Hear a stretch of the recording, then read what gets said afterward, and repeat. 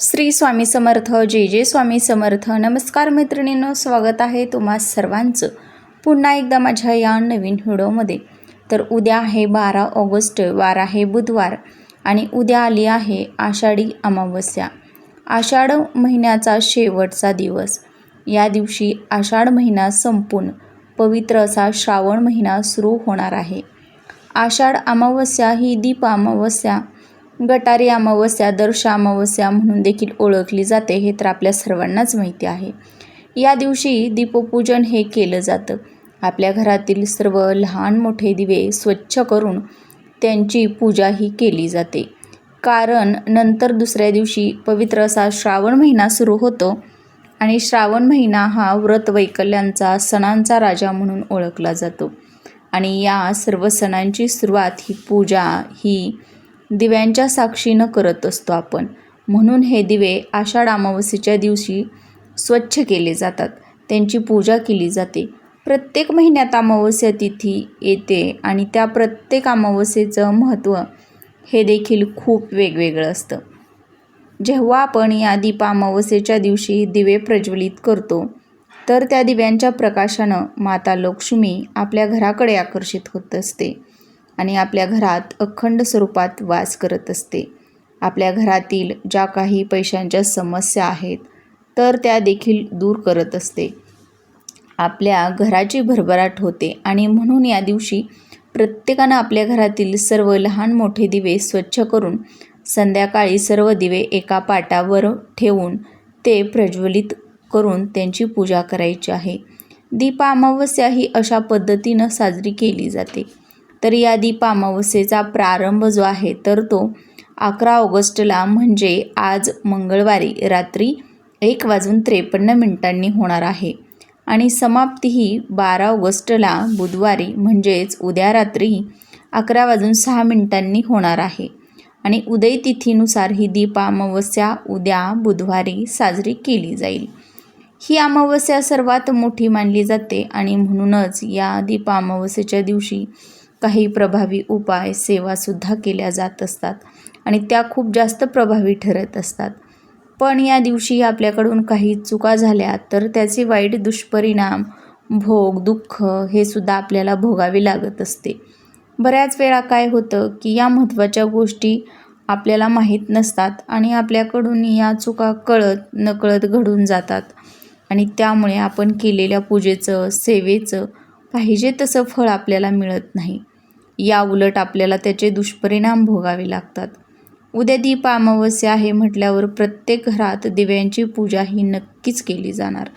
पण वास्तुशास्त्रानुसार राहू काळात कोणतीही पूजा, शुभकार्य हे केलं जात नाही, ते वर्ज्य मानलं जातं. आणि जर आपण या 2 तासांच्या राहू काळात उद्या दिव्यांची पूजा केली तर त्या पूजेचं कोणतंही फळ हे आपल्याला मिळणार नाही. उलट त्याचे वाईट, नकारात्मक परिणाम, दुःख आपल्याला भोगावे लागतील. आणि त्यामुळेच उद्या दिव्यांची पूजा करण्यासाठी कोणता शुभ मुहूर्त असणार आहे, राहुकाळ कधी असणार आहे, कोणत्या वेळेमध्ये ही पूजा करायची आहे आपण, तसेच या दिवशी कोणत्या नियमांचं पालन करायचं आहे, त्याचबरोबर घरात कोणत्या भाज्या आपण बनवायच्या नाहीत आणि खायच्यासुद्धा नाहीत. आपल्याला कोणी कितीही आग्रह केला तरी हा एक पदार्थ चुकूनही आपण खायचा नाही. हा पदार्थ जर आपण चुकून खाल्ला तर आपल्या आयुष्यामध्ये अडचणी, संकट, अडथळे सुरू होतात. आषाढी दीप अमावस्येच्या दिवशी काय करावं, काय करू नये, कोणत्या नियमांचं पालन करावं, दिव्यांचं पूजन कसं करावं, आपल्या मुलांचं औक्षण कसं करावं, तसेच दिव्यांची पूजा कोणत्या 2 तासाच्या राहुकाळात करू नये, राहुकाळ कधी सुरू होणार आहे, पूजेचा शुभमुहूर्त काय असणार आहे, याची संपूर्ण माहिती पाहण्यासाठी तुम्ही हा व्हिडिओ शेवटपर्यंत पाहायचा आहे. म्हणजे तुम्हाला याविषयीची संपूर्ण जी माहिती आहे तर ती मिळेल. तर उद्या दीप अमावस्या आहे आणि दुसऱ्या दिवशी लगेच श्रावण महिना सुरू होणार आहे. तर या दिवशी अनेक स्त्रिया, महिला काही वस्तूंची खरेदी करत असतात. पण आपल्याला या आषाढ अमावस्येच्या दिवशी अशा काही वस्तू आहेत त्यांची खरेदी चुकूनही करायची नाही. आणि त्यात पहिली वस्तू म्हणजे मीठ. तर या दिवशी आपण चुकूनही मिठाची खरेदी करायची नाही. या दिवशी झाडूची सुद्धा खरेदी करू नये. लोखंडाच्या वस्तू जर आपल्या घ्यायच्या असतील तर त्यासुद्धा अजिबात घेऊ नयेत. त्याचबरोबर तेल किंवा पीठ तुमच्या घरामध्ये संपलेलं असेल तर ते सुद्धा तुम्ही या दिवशी विकत आणू नका. हे संपण्यापूर्वीच अमावस्येच्या अगोदरच तुम्हाला या वस्तू आपल्या घरामध्ये आणायच्या असल्या तर. कारण बघा, आपण या वस्तू जर खरेदी करून घरी आणल्या तर त्या आपल्या पितरांना समर्पित होतात. कारण अमावस्येचा दिवस हा आपल्या पूर्वजांना समर्पित असतो आणि ही आषाढी अमावस्या तिथी आपल्या पितरांनाच समर्पित असते. म्हणूनच या ज्या काही वस्तू मी तुम्हाला सांगितलेल्या आहेत तर त्या खरेदी करणं आपण या दिवशी टाळायचं आहे. त्याचबरोबर अमावस्येच्या दिवशी तेलानं मालिशसुद्धा करू नये असं म्हटलं जातं. ज्या घरात लहान मुले आहेत तर त्यांचीसुद्धा तेलानं मालिश करू नका. याचा संबंध हा थेट पितरांशी जोडला गेला आहे आणि अमावस्या ही चंद्राच्या संक्रमणाचा काळ मानला जातो. या दिवशी नकारात्मक ऊर्जेचा संचार अधिक असतो. तसेच सूर्य संक्रमणाच्या काळातसुद्धा नकारात्मक ऊर्जेचा प्रभाव हा खूप मोठ्या प्रमाणात असतो. यामुळंच या दिवशी तेलानं मालिश करू नये. त्याचबरोबर या दिवशी कोणी कितीही आग्रह केला तरी एखादी वस्तू खायला दिली आग्रहानं तर ती सुद्धा चुकूनही खाऊ नका. शक्यतो बघा, ज्या पांढऱ्या रंगाच्या वस्तू असतात तर त्या पांढऱ्या रंगाचा पदार्थ असेल, त्यामध्ये बघा पांढऱ्या रंगाची मिठाई असेल, खीर असेल किंवा मग इतर कोणत्याही पांढऱ्या रंगाचा पदार्थ असेल, पेढा असेल तर तो सुद्धा अजिबात खाऊ नका. अनोळखी व्यक्ती असेल किंवा तुमच्या ओळखीची व्यक्ती असेल तरी तुम्हाला या पांढऱ्या वस्तूंचं सेवन या दिवशी बाहेरच्या व्यक्तीकडून घेऊन अजिबात करायचं नाही. कारण या दिवशी बघा, तांत्रिक क्रिया ज्या आहेत तर त्या खूप मोठ्या प्रमाणात केल्या जातात. बऱ्याच वेळा बघा, आपल्या जवळच्या व्यक्तींनाच आपली प्रगती झालेली बघवत नाही आणि ते आपल्यावरती बघा किंवा आपल्या घरातील व्यक्तींना काही दोष लावतात.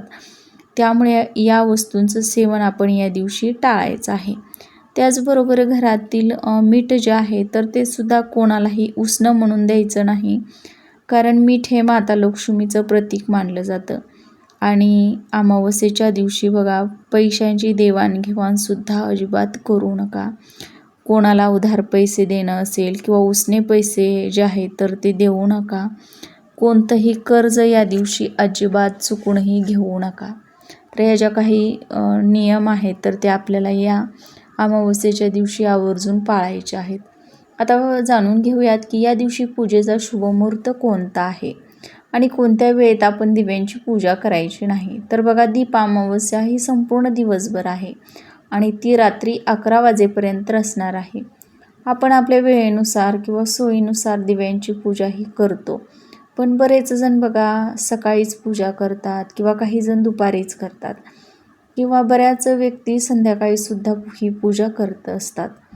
दीप अमावस्येला बघा, दिव्यांची पूजा करण्याची जी शुभ वेळ असते तर ती संध्याकाळची असते आणि त्यावेळी जर आपण दिवे प्रज्वलित केले तर दिव्यांच्या लख्ख प्रकाशानं आपल्या घरातील अंधकार, नकारात्मकता नष्ट होते, घराची भरभराट होते.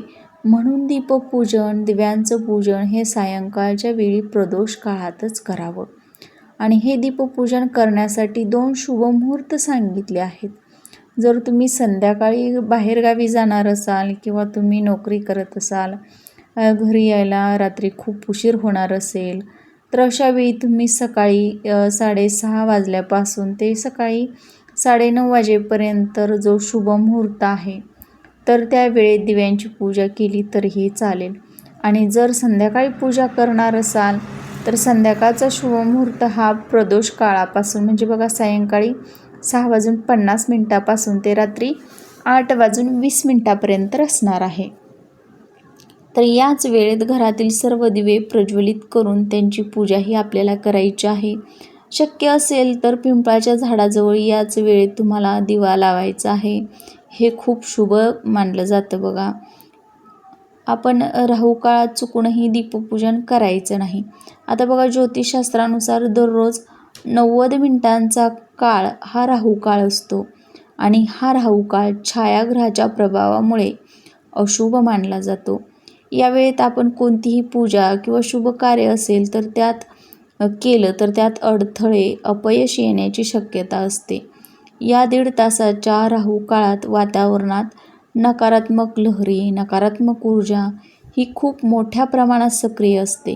म्हणून यावेळेस जर आपण पूजा केली तर त्या पूजेचं, सेवेचं कोणतंच फळ आपल्याला मिळत नाही आणि त्याचे उलट दुष्परिणाम हे आपल्याला भोगावे लागतात. तर उद्या 12 ऑगस्टला बुधवारी आषाढी अमावस्येच्या दिवशी राहुकाळ जो आहे तर तो दुपारी 12:35 सुरू होत आहे आणि तो दुपारी 2:10 संपणार आहे. तर या वेळेत आपण कोणत्याही प्रकारची पूजा किंवा दिव्यांची पूजा अजिबात करायची नाही. त्याचबरोबर या दिवशी कणकेच्या दिव्यांचं खूप मोठं धार्मिक महत्त्व आहे. त्यामुळे बघा या दिवशी तुम्ही 5 किंवा 11 या संख्येत कणकेचे दिवे बनवायचे आहेत. गोड कणकेचे दिवे बनवून घ्यायचे आहेत. तर बघा त्यासाठी आपल्याला 1 वाटी गुळाचं पाणी घ्यायचं आहे आणि त्याच्यामध्ये जेवढं मावेल तेवढं गव्हाचं पीठ म्हणजेच कणिक आपल्याला व्यवस्थित मिक्स करून घ्यायचे आहे आणि त्याचे 11 किंवा 5 दिवे बनवायचे आहेत. नंतर ते थोडेसे वाफवून घ्यायचे आहेत म्हणजे उकडून घ्यायचे आहेत आणि त्यात तूप किंवा तेल घालून हे दिवे प्रज्वलित करून आपल्या देवघरातील देवांना आणि लहान मुलांना ओवाळून घ्यायचं आहे, औक्षण करायचं आहे. या दिवशी कणकेच्या दिव्यांनी मुलांचं औक्षण केल्यानं त्यांच्या मागील इडापिडा, नकारात्मकता, दोष नष्ट होऊन त्यांना चांगले उत्तम आरोग्य प्राप्त होते. त्यासोबतच बघा या दिवशी स्नानाला देखील खूप महत्त्व आहे. त्यामुळं शक्य झालं तर तीर्थक्षेत्री जाऊन स्नान करावा किंवा घरच्या घरीच बघा अंघोळीच्या पाण्यात थोडंसं गंगाजल, काळे तीळ, हळद या ज्या काही वस्तू आहेत तर त्या टाकून स्नान करावं. यामुळं आपण पवित्र ठिकाणी तीर्थक्षेत्री स्नान केल्याचं पुण्यफळ आपल्याला प्राप्त होतं. या दिवशी चुकूनही या 2 भाज्या खायच्या नाहीत आणि त्या म्हणजे वांग्याची भाजी, मसूर डाळ, दुधी भोपळा, मुळा आणि या दिवशी आपण चुकूनही मांसाहार जो आहे तर तो आपल्या घरामध्ये अजिबात करायचा नाही. तर माहिती आवडल्यास व्हिडिओला लाईक करा, शेअर करा आणि चॅनलवर नवीन आला असाल, पहिल्यांदाच भेट दिली असेल तर प्लीज चॅनलला सबस्क्राईब करा आणि कमेंटमध्ये श्री स्वामी समर्थ लिहायला अजिबात विसरू नका.